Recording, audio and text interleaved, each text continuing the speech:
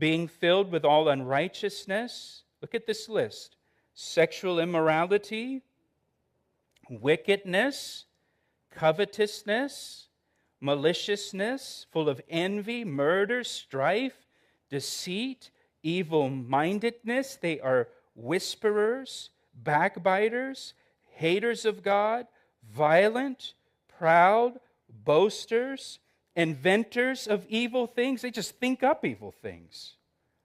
Disobedient to parents, undiscerning, untrustworthy, unloving, unforgiving, unmerciful. Remember we read no mercy, no truth, no mercy, no knowledge of God.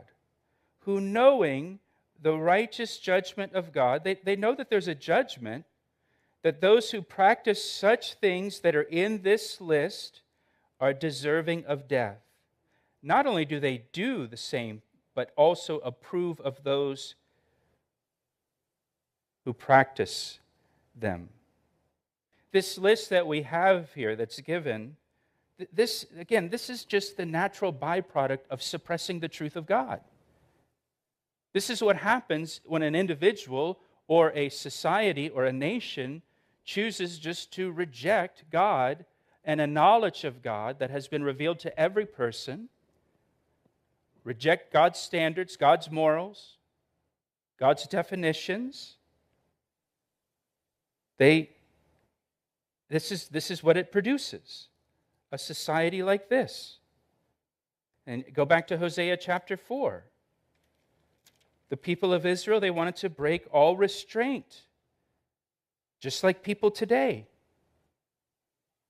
They want to break off the restraint of God, the restraint of God's word. Now, if you're a note taker, 2 Thessalonians chapter 2 tells us that God will remove his restraint from the world one day when he takes the church to heaven and the rapture of the church. And then mankind will get what he wants.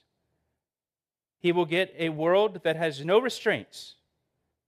There's nothing holding man back. He can be unrestrained. And that's the time of the tribulation on the earth. And so God delivers his charges against Israel. And then verse 3, God hands down his sentence against Israel. Look at verse 3. Therefore, the land will mourn, and everyone who dwells there will waste away, with the beasts of the field and the birds of the air, even the fish of the sea will be taken away. Now, first of all, so here's God's judgment.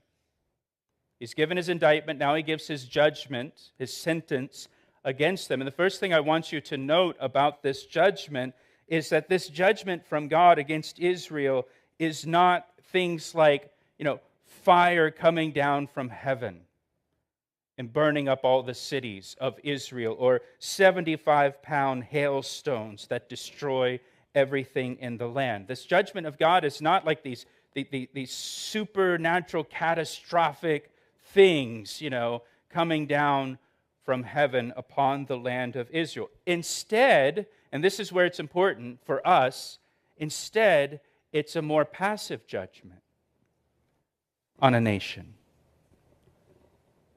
But it's still the judgment of God. It's a passive judgment.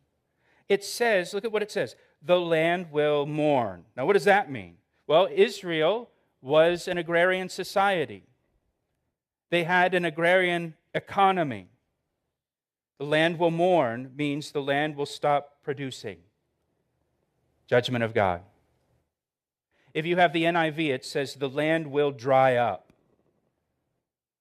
And as a result of the land drying up, the people will waste away.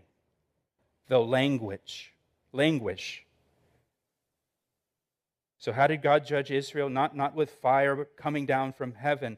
He hit their economy. He hit their economy. Again, this is a time of great prosperity. Hasn't been this good since King David and King Solomon. And God hits their economy.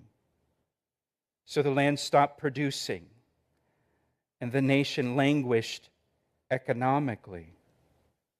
Again, look at verse 3. The land will mourn, everyone who dwells there will waste away, they'll languish. Look what it says at the end of verse 3. With the beasts of the field and the birds of the air, even the fish of the sea will be taken away. The beasts, the birds, and the fish will disappear. This is like my favorite part of the whole chapter right here. Because I'm about to go a little Bible nerd on you in a minute. The beasts of the field, that's the wild game that they would hunt. The birds and the fish. These were all food sources for the people living in Israel. Now, for you to better appreciate what this is saying here, let me just tell you, all the birds that migrate from Europe to Africa pass through the land of Israel. That's their migration pattern. Today, over 500 million with a B birds pass through the land of Israel twice a year. Once on their way down to Africa and then on their way back up to Europe. 500 million birds are in that land.